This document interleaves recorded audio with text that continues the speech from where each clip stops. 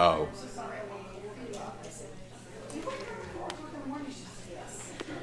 Whenever you're ready, we can start the meeting.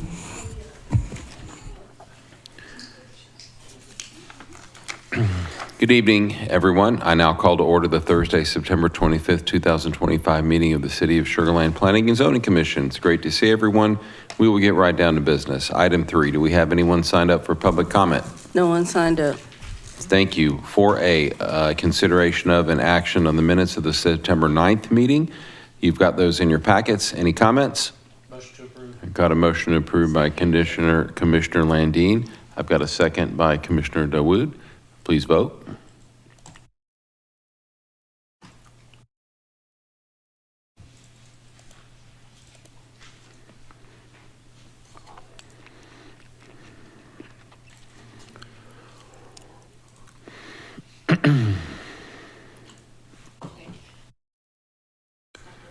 I just can't see on my screen if it passes or not.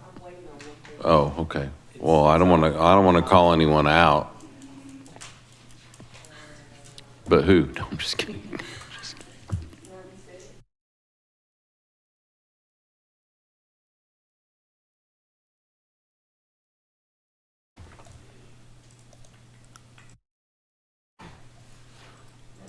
I've now voted for it twice. There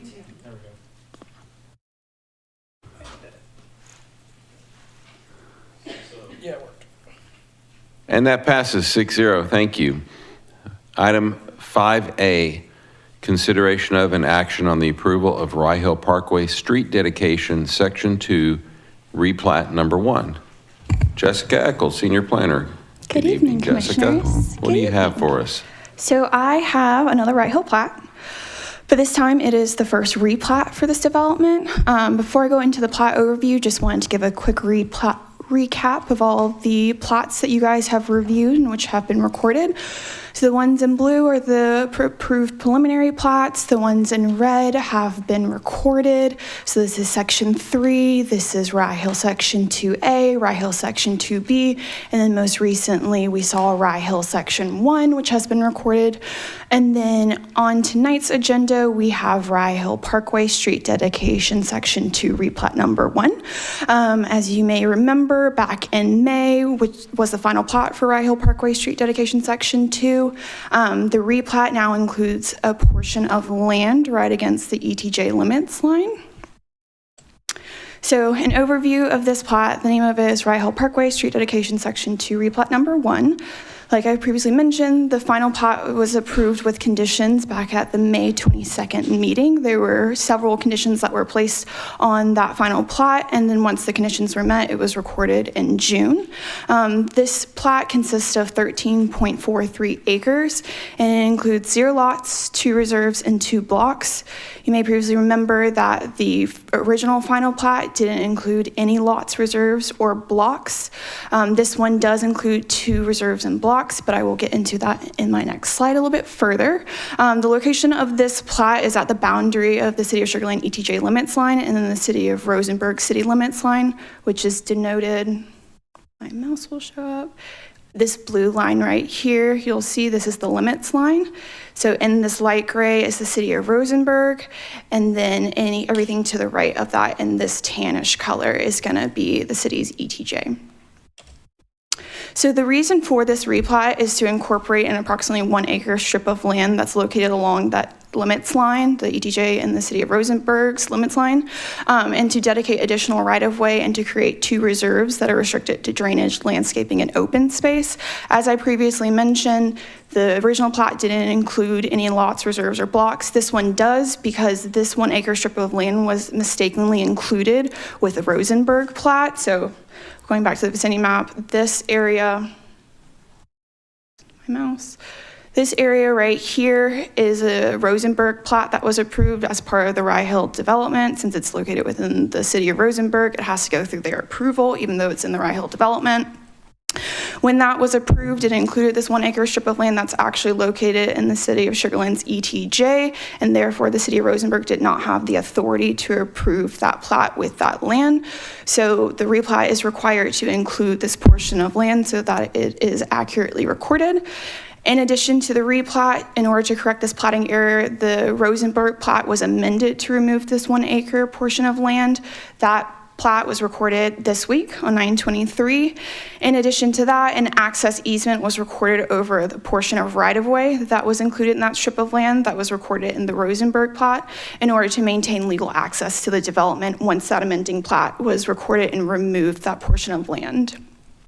Looking at the general plan and this plat's relation to it, you'll see that the Rye Hill Parkway Street Dedication Section 2 goes to about this end right here, this amenity center is, and now includes this strip of land, which you can see a little bit in this insert a little bit better. It goes all the way down here to this black line, which is the edge of the Rye Hill development. So it includes a small little 1 acre strip here, and then it goes across all the way to this amenity center. So since this is a replat, I wanted to point out a few things that you'll notice that are different between this plat and the previous final plat. You'll notice that the title block has now been updated to include the new name, which is Rye Hill Parkway Street Dedication Section 2, replat number 1. You'll also see that the acreage has been updated to include that approximately 1 acre portion of land, and it also denotes the 2 plats that this is a replat of. So it's a full replat of Rye Hill Parkway Street Dedication Section 2, and then it's also a partial replat of Rye Hill Parkway Street Dedication and Reserve Section 1, which is that Rosenberg plat. And the partial replat is to include that 1 acre strip of land. You'll also see that the reason for the replat is included here in the title block, and then the 2 acres and 2 blocks are also denoted in the title block.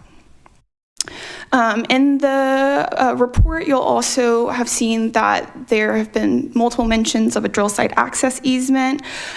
With previous plats, the original abandonment of easements document only abandoned portions of the drill site access easement that were located in Rye Hill Parkway Street Dedication Section 2 and Rye Hill Section 1. It did not abandon any other portions of the drill site access easements that go through the Rye Hill development. Since that time, a new abandonment of easements document has been recorded, and it's now denoted in this Master Note 40. This is the recordation number. And the way it is written is that as each section, each final plat gets recorded, any drill site access easement located within public right-of-way gets abandoned. Any other portion that's not located within right-of-way remains. So just wanted to make that clear. And then the major change, obviously, to this plot is this addition of the approximately 1 acre strip of land. So previously, all of this area past this dashed line was included in the Rosenberg plat and is now included within this replat. So it's a little hard to see here, but this is where the ETJ line is. And if you'll remember, with the final plat, one of the conditions was correctly showing the ETJ limits line. So now you'll see that all of this land within the ETJ limits has been included. You'll also see the reference to that access easement. So that way, since this has been amended, this portion of land is no longer recorded. And so since land was dedicated to right-of-way purposes in this Rosenberg plat, it's now being covered by this access easement until this replat is recorded and dedicating this additional right-of-way.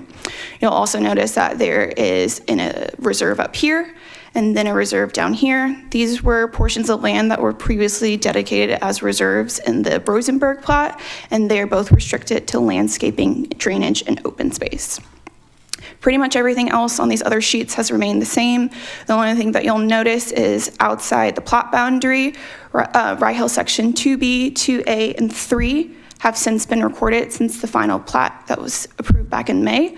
So you'll see these now within 200 feet of the plot boundary since they have been recorded. You will not see Section 1 or the Rosenberg plat recordation information updated because at the time of the report, they had not been recorded. They have since been recorded. And with the staff recommended condition, if it's added to the recommendation of approval, then they will be shown on the Mylars when those are brought in for signature.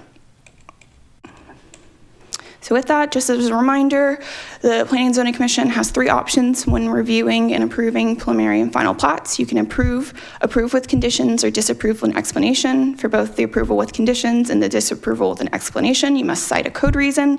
You've been provided the platting guide that'll help if you are making those recommendations. And with that, staff is recommending approval of the proposed Rye Hill Parkway Street Dedication Section 2 replat number 1 with the following condition: that the subdivision boundaries and recordation information for Rye Hill Parkway Street Dedication and Reserve Section 1 amending plat number 1 and Rye Hill Section 1 are shown within 200 feet of the plat boundary. I know that was a lot of information, so I'm available to answer any questions. Thank you. Questions for Jessica? Just one question. So since this condition has not yet been done, so they've not put it, on the plat, does that mean that we'll have another review to ensure that condition's met, or is it just No, going to flow? staff will review it when we receive the Mylars. If you choose to add the condition, we'll make sure that it's addressing the condition, and then the chair will come in and sign the Mylars once it's been addressed. Okay, thank you.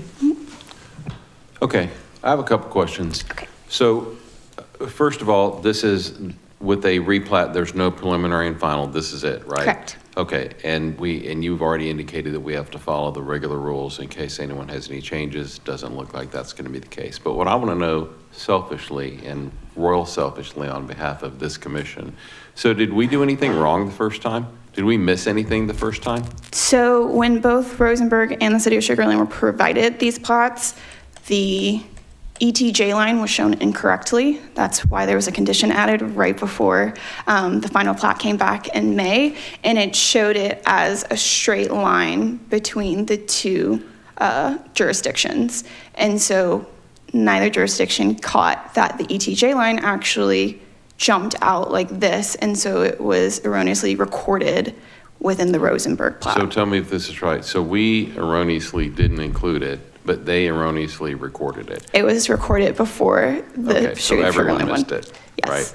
Okay, and then it sounds like they had to do some stuff to get it out of their record, they had to do something. They had to amend it. unrecord- They had to abandon it, and now, as a result, we can do this. And Correct. everything else that's being recommended with respect to this plat is just to adjust for the fact that this piece is now coming in to this particular plat. Correct. And anything else remarkable about this from your perspective?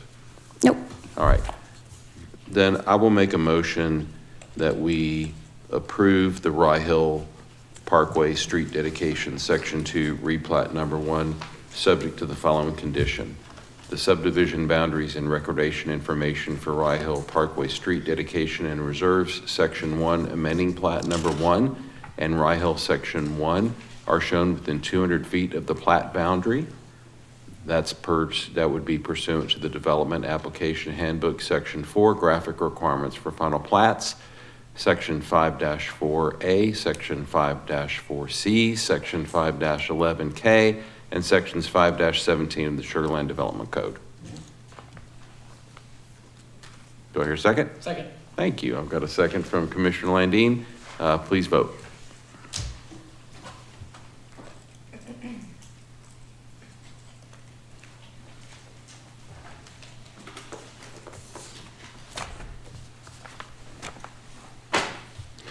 That passes 6-0. Thank you very much. We will now move on to item 6.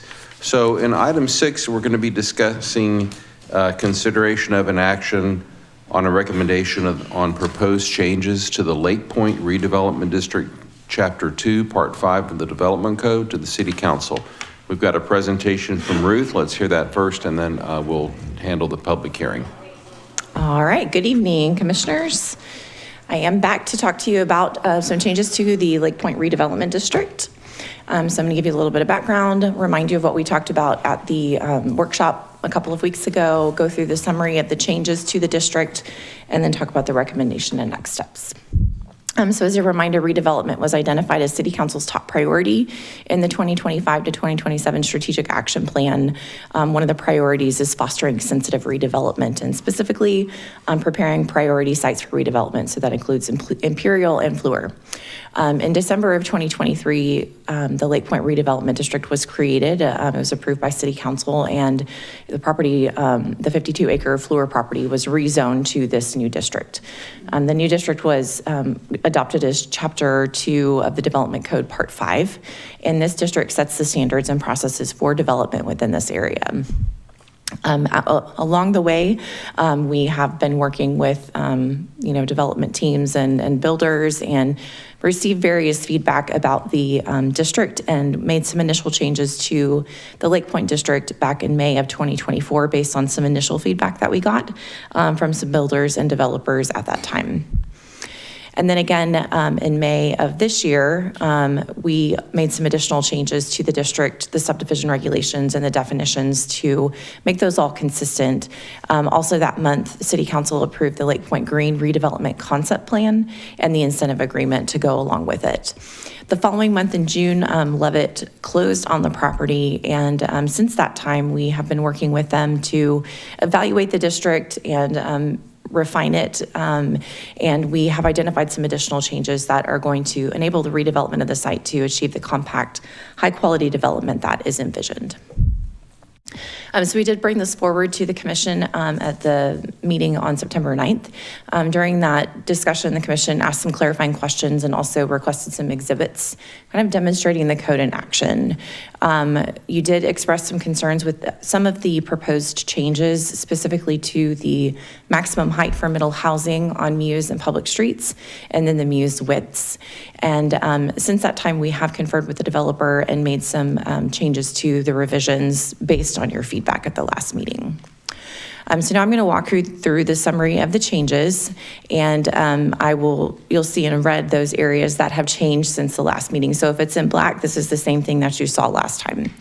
So in section 2-118, the district regulations, this is the same as what you saw before. We have regulations for non-residential, multifamily, and mixed-use development, specifically related to front and street side setbacks.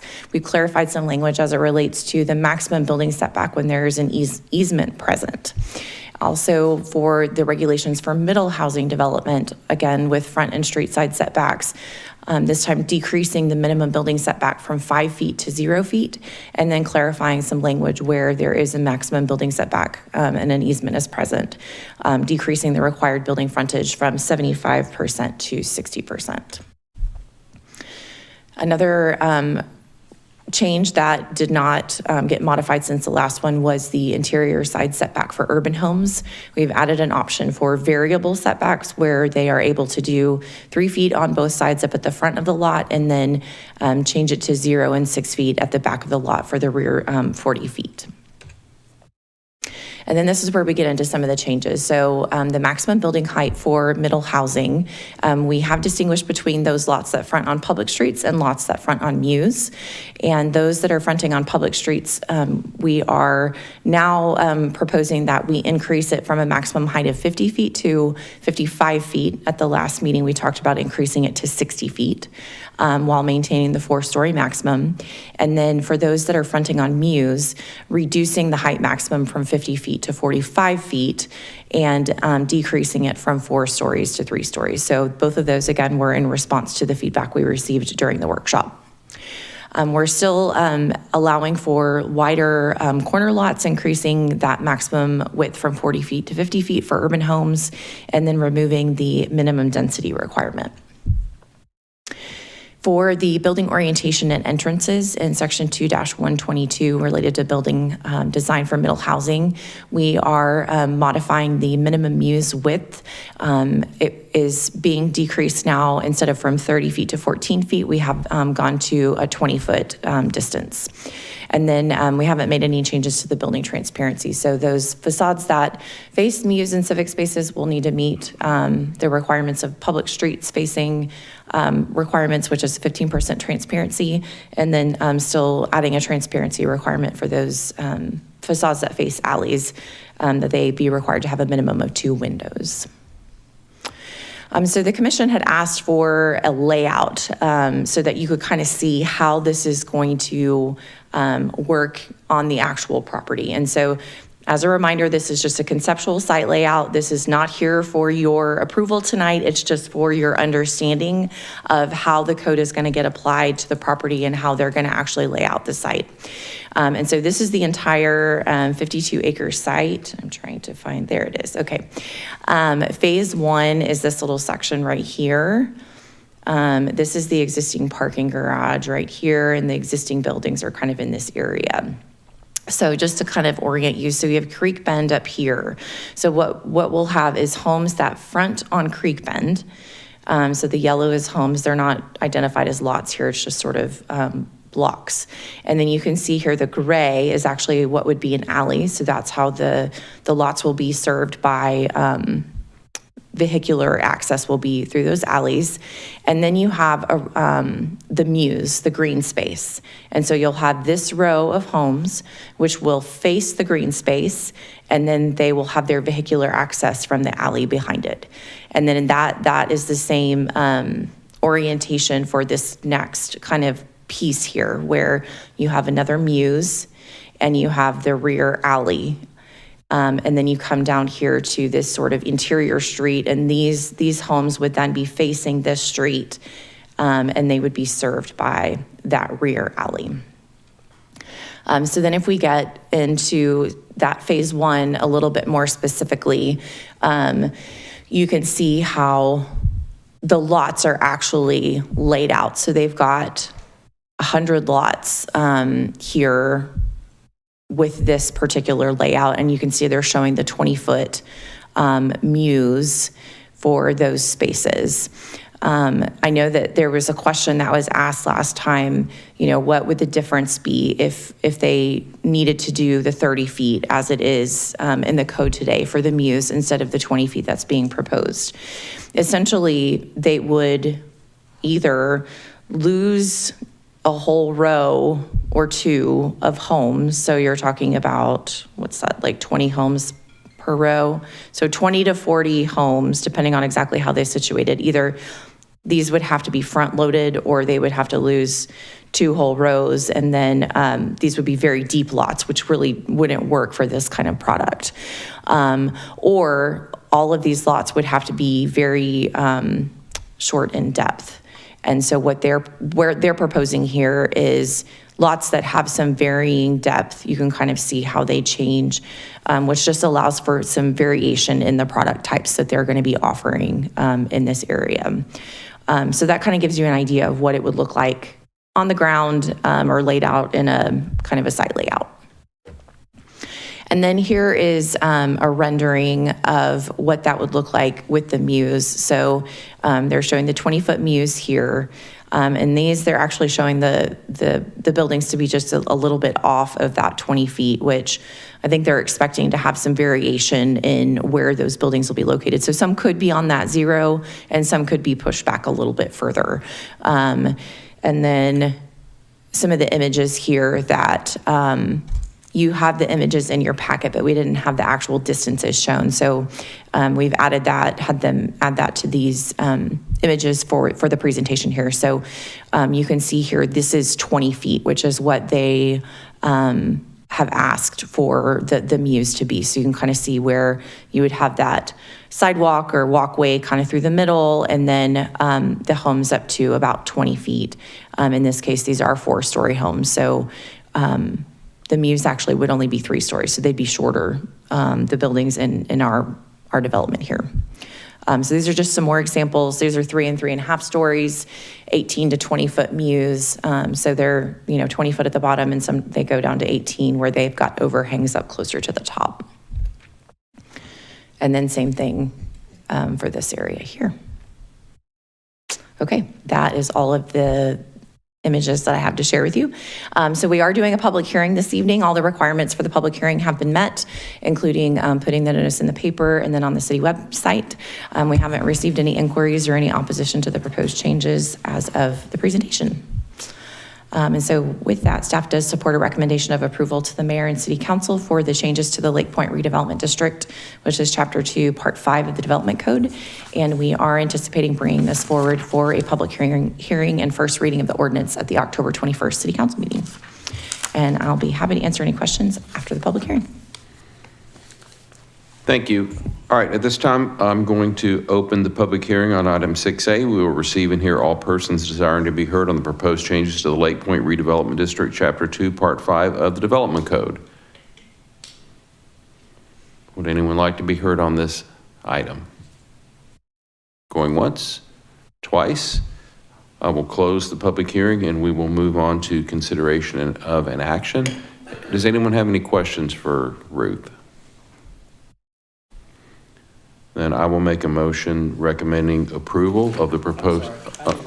Oh, well, there you go then. I was expecting others to jump in. Ruth, Yes. can you, these changes, obviously we had a very productive discussion with Mr. Liu. Yes. Tell us a little bit about those interactions and is what we're being asked to support tonight. Where does the developer have a point of view on those changes? They were completely in alignment with the requested changes, what we've done, they're supportive of. So I don't see any issues with what we've got in front of you. Excellent. Thank you.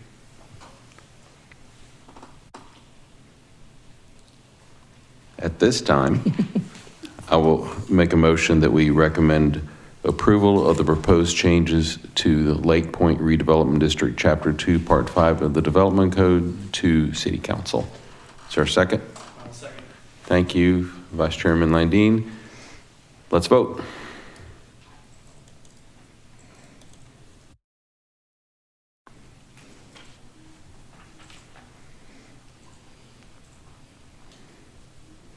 And that passes 6-0. Thank you very much. Thank you. Thank you, everyone. We will move on to item 7, workshop, review of and discussion on the redevelopment of the Imperial Historic District. Hi, Ruth, you're back. It's me again. Well, take it away then. Okay. So we are here to tell you a little bit about what's been going on with Imperial. So I'm sure you've heard some of the buzz in the community about what we've been doing, but it's been a little while since we've come to the commission to actually give you an update on what we as staff and what City Council has been doing. And so we just kind of wanted to get you up to speed because we have some exciting things coming up over the next few months. So I'm going to start just by giving a little bit of a background, some information about a new approach that we've taken, future steps, and then some opportunity for you to have discussion and ask some questions. So for those of you who haven't been around Sugar Land for a long time, you may or may not know a lot about Imperial. So Imperial was actually founded in 1843 here in Sugar Land. For a long time, it was the longest operating business in Texas. A lot of things have happened, but I just want to highlight a few kind of key dates and pieces of information here. So 1925 is when the Char House was built. So that's the big iconic red brick building that everybody knows that you see as you're driving down Highway 90. So it actually turns 100 this year. In 1959, Imperial actually sold the homes in the Hill to their employees who were living in them so that the city could actually be incorporated in order to avoid annexation into Houston. And so we literally owe our city to Imperial. We wouldn't exist if it weren't for Imperial as a company. Imperial was actually the city's first taxpayer, which I think is super interesting. And so the Char House, the refinery, operated for many years until it closed back in 2003, and they ceased operations here in Sugar Land. So since that time, we have had multiple attempts by private developers to redevelop the site. You can see a couple of them here. We've also had numerous conversations with developers kind of as staff where there has been interest in redeveloping. In order to support some of that redevelopment, the city has done quite a few different things, including setting up financing tools like the tax increment reinvestment zone that's in place. We entered into a redevelopment agreement and have done 3 different amendments to that. We've invested in the visitor center, which is in the container warehouse and is city-owned on that property. We've funded some pre-development costs and also established actually a few different versions of PD zoning on the property over the years. Again, looking at redevelopment as being the City Council's #1 priority, it was incorporated into the 2-year action plan a couple of different times before it was included in the 2025 to 2027 strategic action plan that I mentioned earlier. And this one was actually based on community and staff engagement. So there were over 1,000 participants in that strategic action plan process. So we heard from the community that, the redevelopment of Imperial is important. And so specifically, we're looking at preparing our key sites, Imperial and Lake Point, for redevelopment, and positioning the historic district for transformative redevelopment by establishing a clear vision, securing partnerships, and leveraging strategic incentives. So the problem that we have in front of us is that our landmark, our identity, is deteriorating. It has been for the last 20-something years. We also don't have any productivity on the site. We're getting very minimal property tax revenue. It's less than $7,000 a year on that property. Not getting any sales tax because nothing's being sold there. We have a really great asset in the Children's Museum, but they've really struggled to maintain their viability over the years because they're kind of isolated on that site. We also lack permanent infrastructure on the site to support future development, and we have some existing underutilized city assets and agreements, including that container warehouse where the visitor center is, the tax reimbursement, city tax participation, and then we have some site studies that the city has previously paid for. So some of the things that have been barriers to that redevelopment for this site is we have had kind of conflicting developer and community visions. Probably one of the biggest things is that we don't really know what the community wants to see for the Char House and for the site. We don't have a defined vision. What we have heard over time in response to the developers that have come forward in community desires is not necessarily in alignment with the market realities, and so that's been a challenge. And then we also just have the challenge of private developers being unable to deliver a financially feasible project that prioritizes historic preservation appropriately. Another kind of major factor is that there's not really been one entity or in the driver's seat. So you've had these different developers that have tried to kind of come forward. This most recent property owner was not a developer, and then it was kind of parsed out. We had multiple owners within the area. You also have the Imperial Redevelopment District, but they really function as a MUD for the area. They don't do much more than that. And then finally, we have quite a few regulatory documents in place between, PD zoning and agreements and such that they've kept some things from happening, but it hasn't actually made anything productive happen on the site. And so knowing these barriers and these challenges, we as staff started looking at what we might be able to do differently, what different kind of approach we might be able to take that could actually lead to some successful redevelopment. So in May of last year, we did a redevelopment tour of several different sites in the Austin area. And I'm just going to talk about a couple of those, including the Bell District in Cedar Park and Miller in Austin. So the Bell District in Cedar Park, they did a comprehensive plan called the Imagine Cedar Park back in 2014, which identified the Bell Boulevard area as an area that could potentially be revitalized, redeveloped, and kind of become something new. The following year, they adopted a master plan, which kind of identified that it would be something that could be a special place to go. They wanted to create kind of a downtown for their community in Cedar Park because they didn't really have one. And they, over the next like several years, about 5 years, they did some very robust community engagement and reached about 2,000 people. And then finally in 2020, Cedar Park and Red Leaf entered into a partnership for a master development agreement for the 50 acres. And so today it's actually kind of just getting started. So we're, 11 years past that sort of planning phase when things were really kicking off, 10 or 11 years, where they're really starting to see things kind of get underway and on the ground. Miller in Austin is a 700-acre master plan mixed-use community. It was previously the Robert Mueller Municipal Airport, so it was already a city-owned facility, and there was some really strong grassroots community support for redevelopment of the site. The master plan for Miller was originally adopted in 2004, and this site is kind of in its final stages now. So, 20 plus year endeavor here that they've been working on to create an urban village in the heart of Austin. And so looking at these case studies and some of the other ones that we saw, we kind of saw some commonalities and had some takeaways. And really the big one was that the city or the public entity owned the land. It also, they all had master developers that they worked alongside to carry out that vision and act on behalf of the city to create the kind of development that the community wanted to see. They all started with planning first, not zoning. And so really getting that community vision and some principles or some goals for the site, and then coming back and doing the zoning later on to implement that plan. In these cases, they also had design guidelines that were adopted by City Council that helped sort of formulate what the development would look like.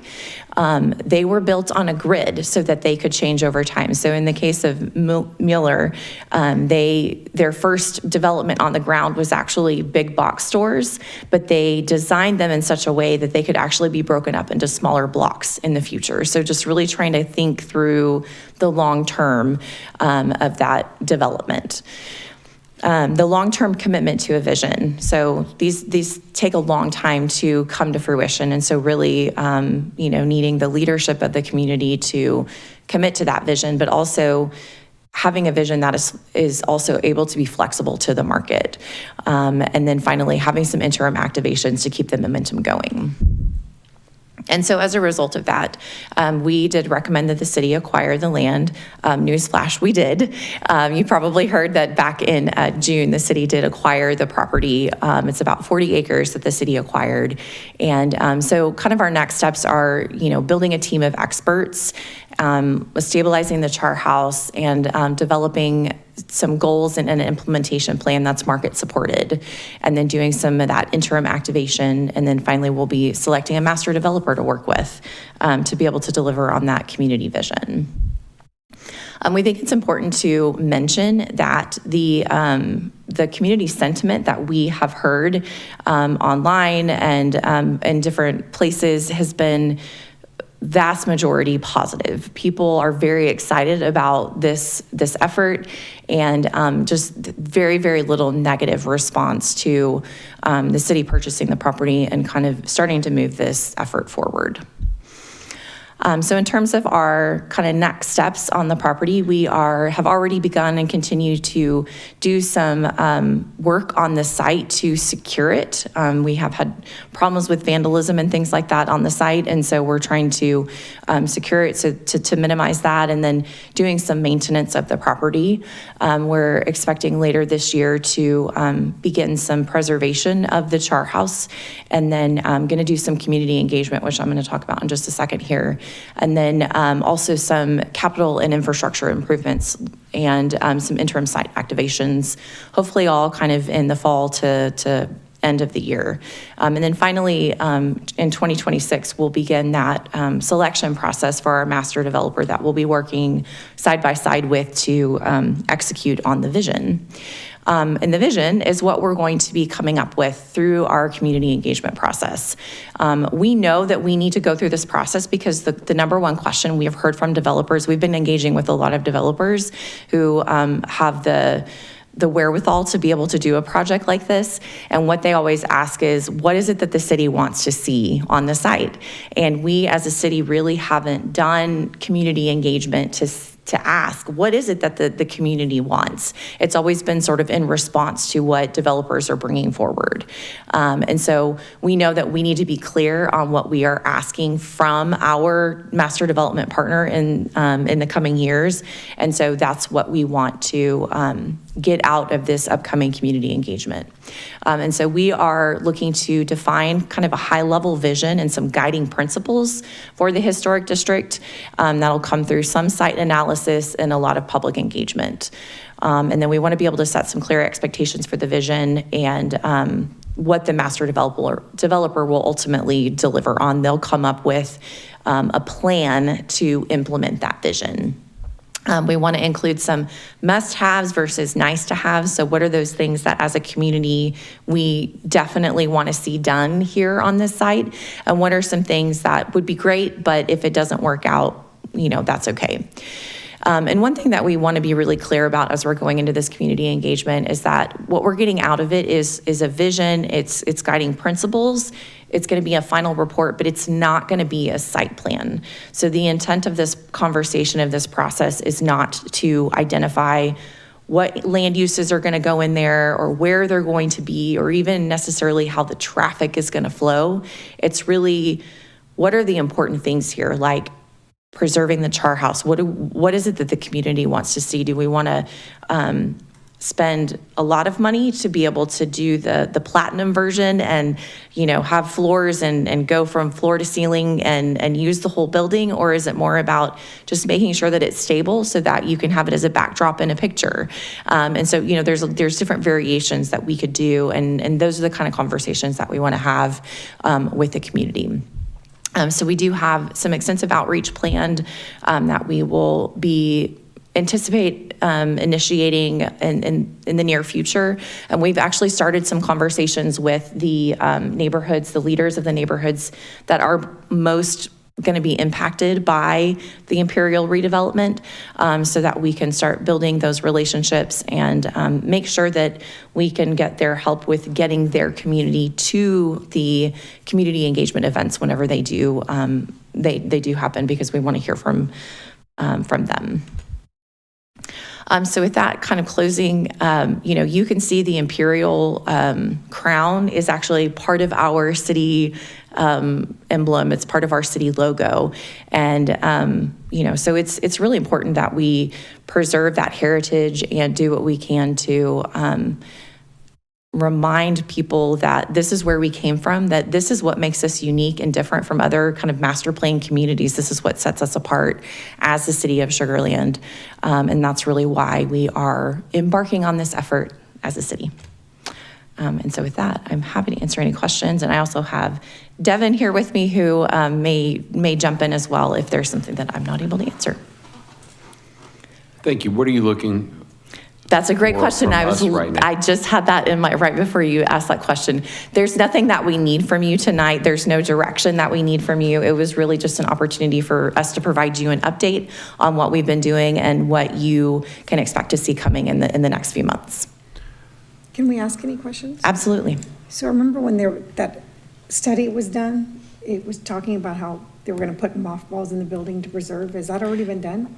So mothballing is a term that's used. It's not actually literally putting mothballs in the building. It's just a preservation term that basically is stabilizing the building so that the elements can't get in. Because right now, I think there may even be holes in the roof that water can get in and stuff like that. And so it's really just stabilizing it, kind of putting a bare minimum amount of effort into it so that it is protected from the elements. Is that a good description, Devin? Okay. So was that already done? It has not been done yet. Okay. And I think that second thing was the roof, right? I think that might be part of the mothballing. I'm not sure. Okay. Sorry. Hello, everybody. Devin Rodriguez. So mothballing is the general term, architectural term, really, for preserving a historic structure. So we've actually tried to start saying preserve more than mothball. Okay. But that includes multiple things from repairing the roof to a point that it is a permanent, and not having the roof penetrations where water's coming in. Includes sealing brick in areas that, again, the elements, air, water can get into it. It includes the windows. So the windows on the north side are actually the original, and the other windows were windows that were put in later. The plan would be to hopefully replicate or repair all of those windows to be what it originally was. Now, the building is mostly windows, and so the repair or replacement of those windows is a significant portion of preserving that structure, because that's how we're going to keep the water, the air that's going to affect the overall structure of the building from, deteriorating further. So it's all of those things. We are currently working on what does that full scope of work look like. Is there like a time limit on that? Like they were saying, I remember something about. They have to do Our it. estimate for once work starts is 18 to 24 months is our estimate, because windows will be the longest lead time if we are going to be replicating the windows. Is that what your question is? No, I thought there was something in there about when it has to be done. It has to be done by a certain time before it deteriorates even more. Oh, yes. We did have, we've done several studies on it, but one of them did kind of give a time frame. I cannot remember what it is off the top of my head, but the structure's not going to fall down tomorrow. We still have time to make these repairs. That's great. Thanks. Yeah, everyone can have a chance. Go ahead. Yeah, thanks, Ruth. So as we're going through this, what's your vision of the role that P&Z will play as we begin to put that vision together for the historical district? I mean, I think we would invite you to be part of that process. There will be some specific conversations that will be had with our consultant and some leadership of the city, and so that would include the commission. And then we would invite you to participate in the community engagement. I don't think at this time we would expect the vision to be formally adopted or recommended through the commission, but I think that would be the role that we would expect you to play. And then another question I had is you went down through future steps and we identify a developer, to come in and develop this. Mm-hmm. Is it going to be, you talk about it's going to be developer-led, but I would think that there's got to be something that, or a committee or something that works with the developer, because if it's going to be the vision of what the city wants, right. I wouldn't think the developer would be coming in and saying, well, I need to change X in order to, to do this. I mean, it would be that kind of a conversation, or what's really envisioned there as to how this is going to work versus, say, like Lake Point? So the difference here is that Lake Point is owned privately, and so they are really in the driver's seat Right. of how the development is going to take place. In this case, the city owns the property, and so we have control over what happens at the end of the day in a different way than we would, or than we do when it's privately developed. Our means of control or means of managing it is through the regulations where it's, privately owned. But in this case, we actually own the property. We have heard from some people the idea of doing some kind of committee. I think that is something we'd be open to exploring, but we haven't necessarily decided if that's something we would do or not do. I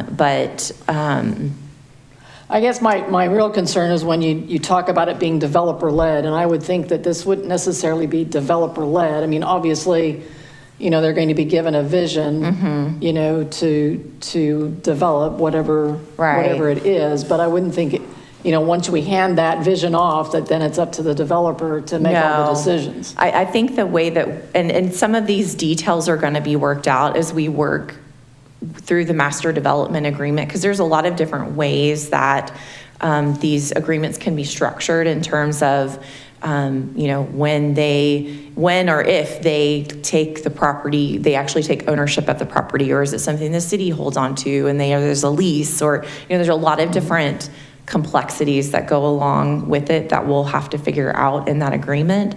But man, I totally just lost my train of thought. I'm sorry. Ask the question one more time. I'm so sorry. This is about being developer-led. Developer-led, thank you. Yes, I think the key there is that we're going to give them the vision and the guiding principles that come out of our engagement process. And they're going to be responsible for coming up with a plan that is realistic for the market and that is implementing that vision and those guiding principles. And so from that sense, like the city is not a developer. And so we're not going to be the ones that are saying this is where this needs to go or this is how many square foot of this or that needs to be. So from that standpoint, they will be leading the process. They will also be responsible for the like physical development and bringing things forward for approvals and things like that.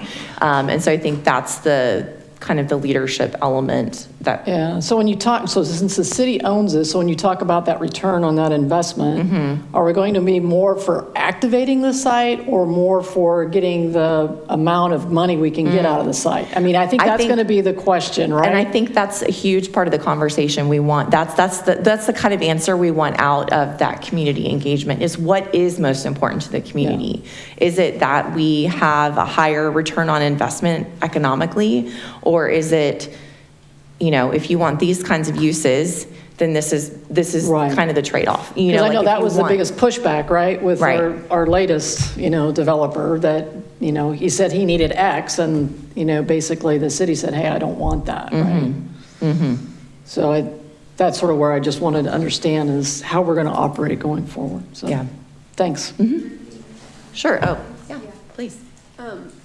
I just wanted to add, you know, Ruth covered it of like, we're going to have to enter a negotiation for a master development agreement. And that master development agreement is going to lay out really how we're going to operate, how we're going to, whether it's negotiate on each site or what the different site requirements are going to be, whether it's a land lease, whether it's a takedown schedule. There's so many different ways that it can be done. And so there will be a negotiating period that will be a guiding point of how this development will occur. The important part of when we're saying developer-led is because we're not developers, and it does need to be market supported at the end of the day, and they're going to bring the expertise, and we have the land and we have the patience in order to get the ultimate development that is market supported but also meets those community and city expectations for the development at the end of the day. Does that make sense?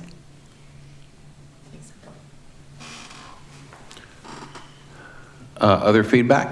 Is there anybody interested right now after we bought the land?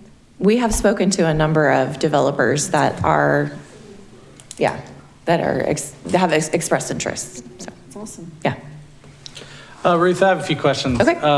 Hopefully it's going to be maybe a little scattered. Okay. But hopefully it can contribute to the kind of public awareness around what's going on. So what's the mix of uses in the Bell district, like just generally speaking? Oh, gosh. Do you know? I don't know that off the top of my head. I know. I'm not trying to play gotcha. I'm really No. curious. It is, they have the anchor of it is their library, and then a little bit of retail. And mind you, they're at the very beginning stages, and one of their lessons learned is you put subject to change on every single concept plan because the market changes. What their current site plan is, which could change, is mostly residential.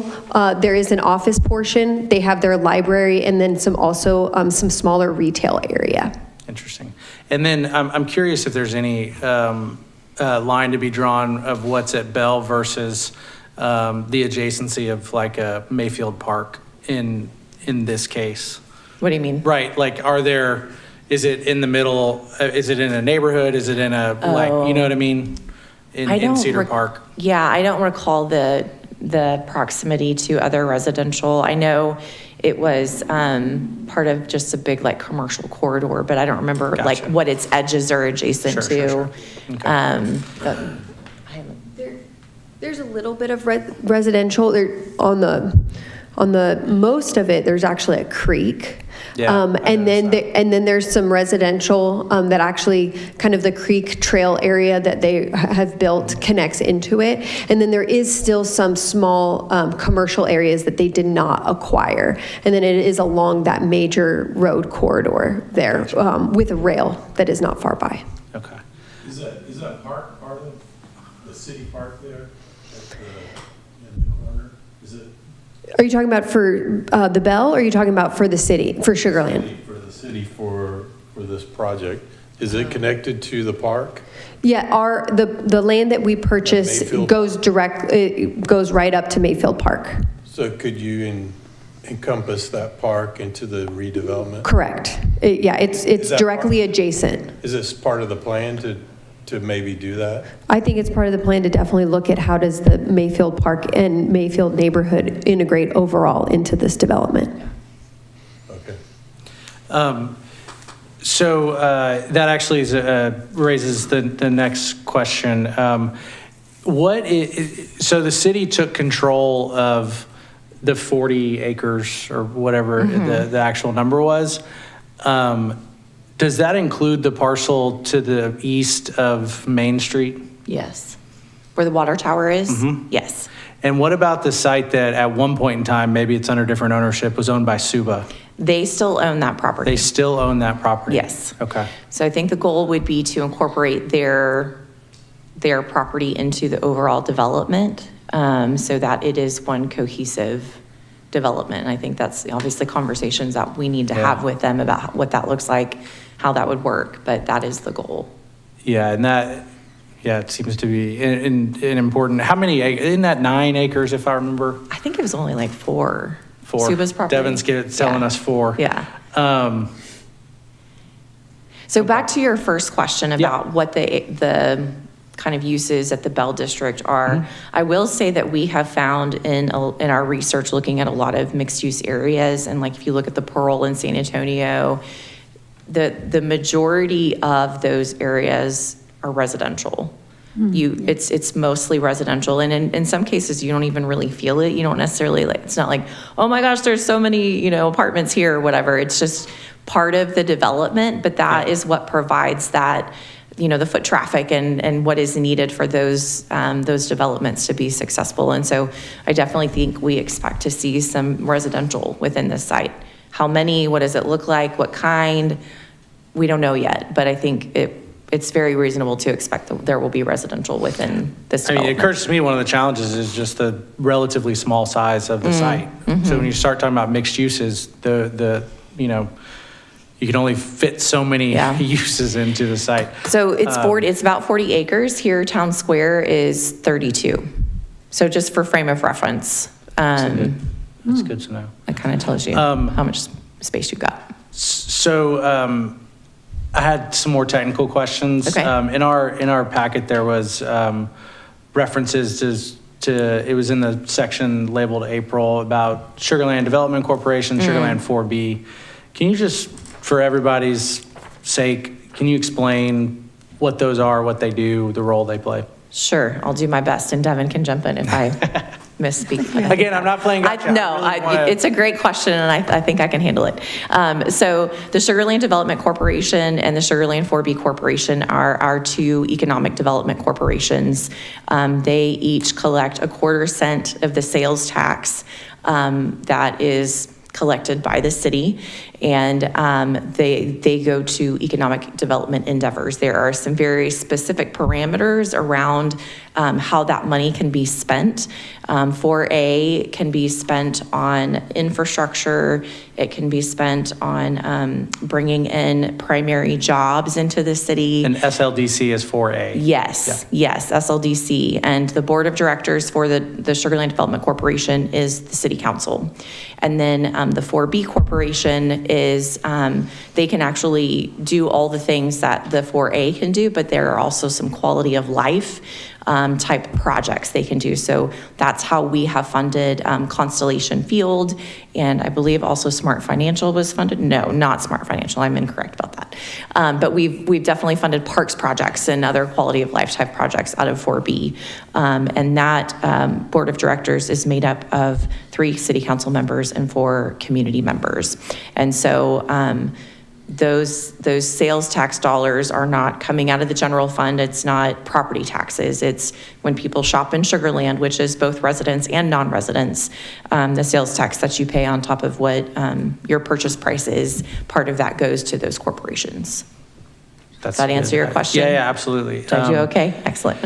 And you mentioned the TERS. Yes. So is there currently a TERS on the property? There is. But it hasn't been utilized yet.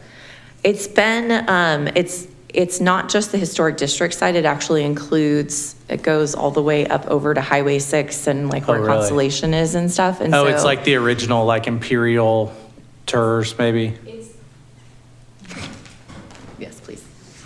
It's the exact same boundaries as the Imperial Redevelopment District. Okay. So the district boundaries for the MUD are the same boundaries for the TERS. And those TERS dollars have been utilized when we did some of the infrastructure for Constellation Field. Okay. But that is the only use that the TERS funds currently have been used for.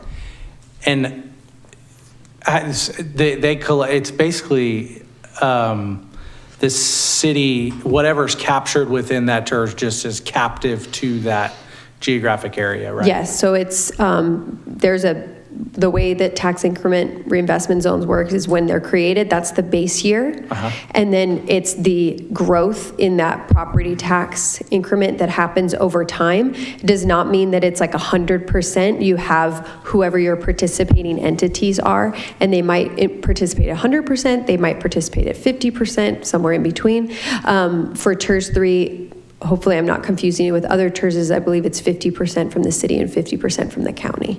And so that increment over time, since the district was established, is what goes into the TERS. So presumably there's a big pot of money sitting. So our agreement is the part of the redevelopment agreement and other agreements that this site is impacted by. 98% of the TERS revenue is actually given to the Imperial Redevelopment District. The idea was that the redevelopment agreement describes how these funds should be used, and so they're kind of the administrator of it. And so all that to say is the funds currently sit with the IRD, and the balance is about $2 million right now in that TERS. I'm surprised that seems low, but cool. You have to keep in mind that the overall Imperial area is still considered a developing district. Yeah. And so it's only about 50% developed. If you think about the land that's around Highway 6 and then this 40 acres. And so there's still a significant area of the overall district that hasn't been developed yet. And so the residential areas don't generate as much increment as like a large commercial development would, if that helps kind of put it in perspective a little bit. That makes sense. Okay, thanks for the technical explanations on all that. Of course. So I want to touch the third rail. I want to talk about the Char House. Okay. I am struck by the way that you guys worded stuff in the in our kind of preparation materials. If you get toward the bottom and said, you talk about the project, the community engagement will help, you say, determine the preferred option for the future of the building regarding reuse, preservation, restoration. But everything that you guys have mentioned talks about like that it's almost as if it's the decision has already been made around preserving the building. And I'm curious, is that the intent of the city to make that the default right now in terms of like, has that decision already been made? So when City Council approved the issuance of the certificate of obligation, that was for preservation, among other things. Right. And so if, for example, we have heard from some people, why not just tear it down and build a replica? If we wanted to do that, we could not use the money that was that would come from that CO. We would have to find other money somewhere else in order to do that. Because that was not articulated or it was prohibited by the agreement. That was not the intent, right? What the intent was to preserve, as kind of a baseline to preserve. And like I said, is it just a kind of the mothballing, preserving it so that the building is stable and it's protected from the elements and it's a great, backdrop for pictures? Or is it you just can get in and use the first floor? Or is it every floor is repurposed? There's, a lot of different variations. And so I think that's what we want to get out of that community conversation is how far do you want to go? Yeah, in your view, does that constitute an impediment to the site being viable to a master developer? The chart house? So I think. In its sort of current state, let's just assume we make sure it doesn't fall over. That's the baseline that we establish, and then everything else is kind of driven by a master development agreement. Like, is it an impediment to attracting, a developer? I don't think so, because I think what we've heard is they want to know what we as a city and what our community wants out of this site. Yeah. And ultimately, we own it. And so we are in the driver's seat of just, determining how much money and what that looks like to put into it. There's going to be some partnership and some incentives that go along with the preservation and the restoration. And so I think that is what they're looking for, is that kind of guidance. I think that what we have definitely heard is the char house is what makes this an interesting site. Yeah. And if it is not there, this is not a good site for mixed use. This is not the place to try and do some kind of, it's really just an industrial site. There's a chemical plant and there's a railroad, and it's not a huge site, and so absent the history of the char house, you don't really have anything special here to do anything with. So I'm curious, think about, like, how do you guys, given in your experience, gathering community feedback, taking that all into consideration, and then moving things forward? We always hear. I'm curious about how you balance what the stated desire from the community is versus, kind of reality, adult in the room type decision making. Yeah. And you always hear, like, we just want a coffee shop on the corner. Well, right. Okay, like, that's not viable on every corner, right? Right. And there's realities associated with that. So can you just give us a sense of, I guess you probably need to gather the feedback first to figure out kind of where things are trending in terms of public sentiment. But how do you guys as planners and developers think about that balance? So we have already had a market study done to help inform the conversation. And I think that is something that's a little bit different than what we've done with other kind of planning efforts in the past, because we do think that it's important to really understand what's realistic for this site and what will it take to get some of those things that people want. And so as part of that conversation, it really is going to be, okay, you want a corner coffee shop or you want a small grocery store. Okay, well, there's not enough houses in this area. So that means we need X number of housing units on this 40-acre site in addition to your coffee shop and your grocery store and whatever else, might go there. And so that's really part of that conversation. And we do have a consultant that we're bringing on board for this. And so they'll be leading those and kind of helping guide the conversations. Yeah, that makes sense. I promise I'm almost done.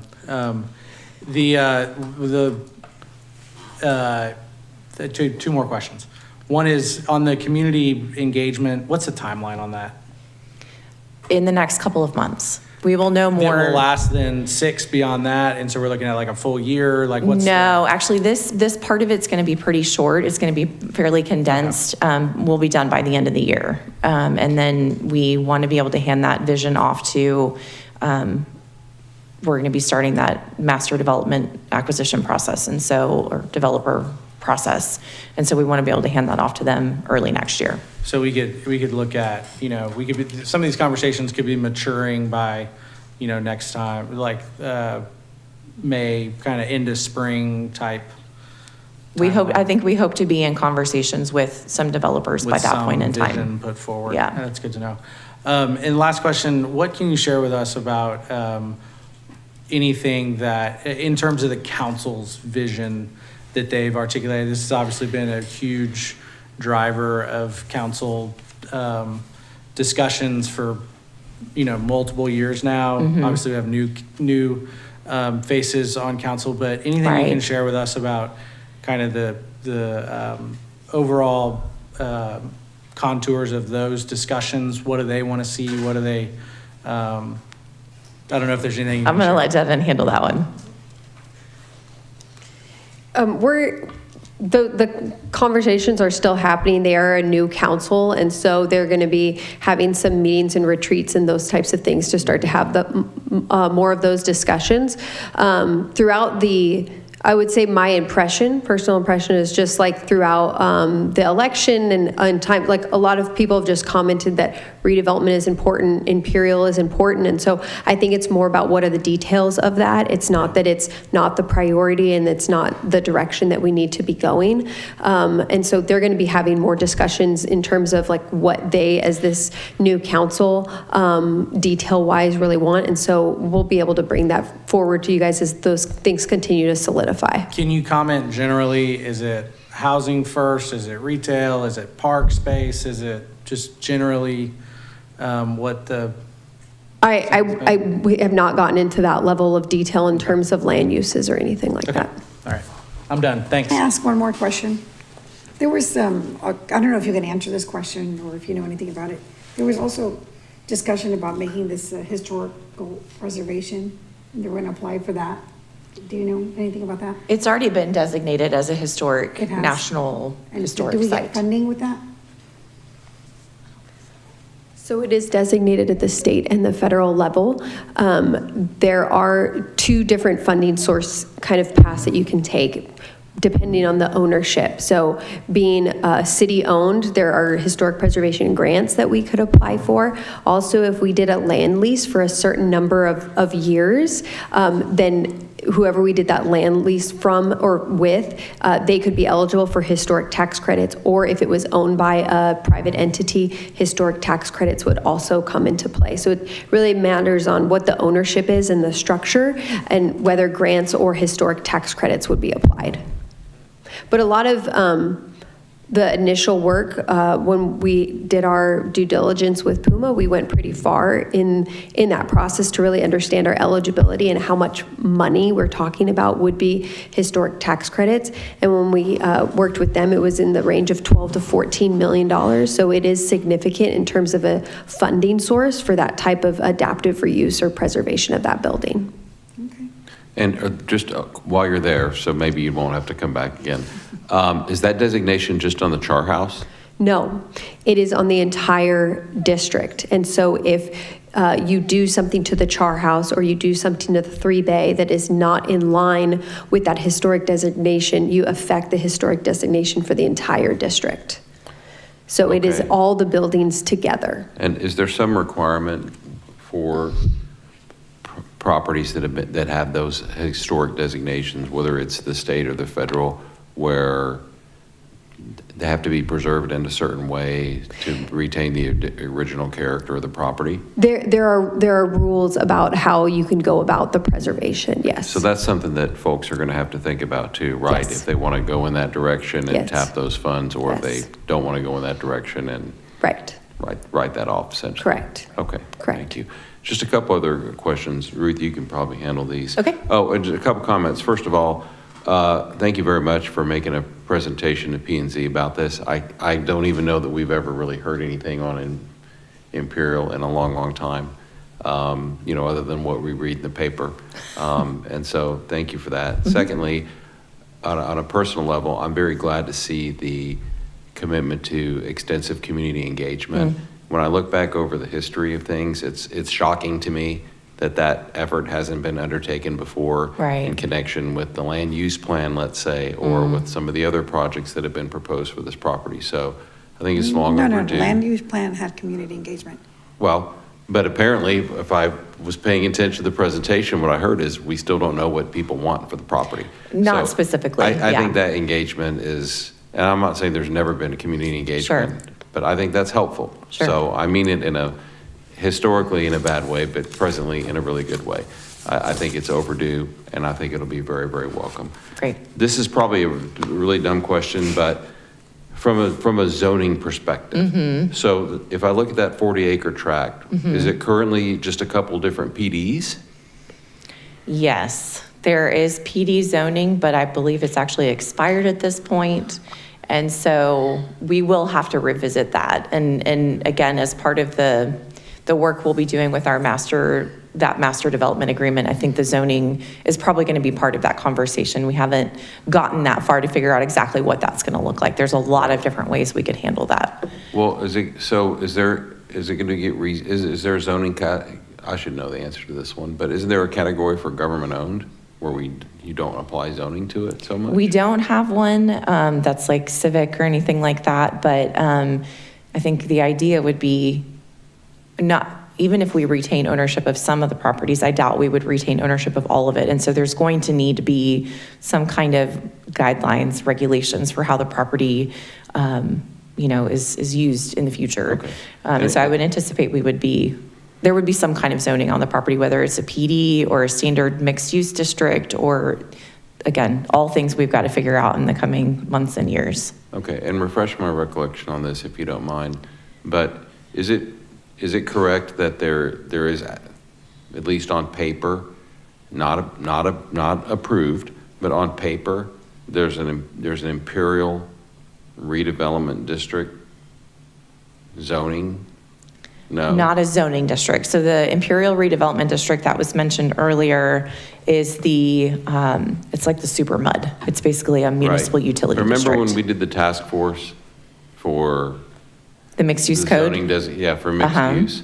I thought I thought that there was one that was generic, that was put forward, and then there was one that was essentially modified and applied only to Lake Point. Correct. To create, but there wasn't a separate component of that? No. For Imperial? No. Okay.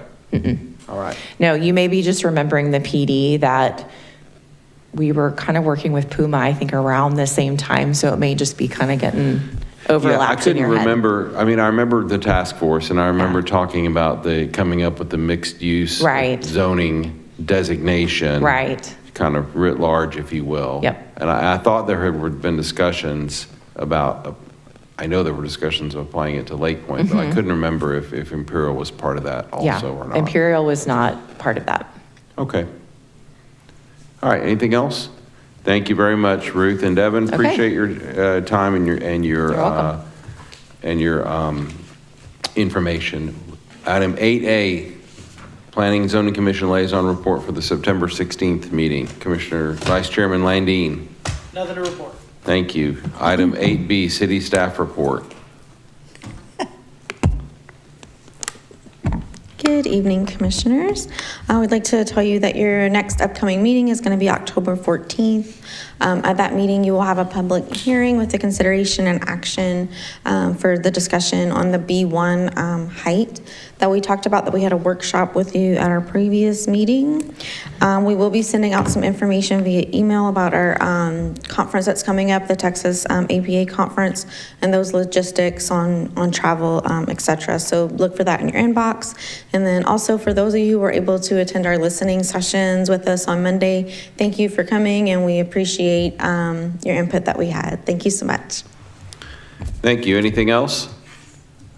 I'll move to adjourn. Is there a second? Second. There's a second. That motion passes. We're adjourned. Good night, everyone. Thank you.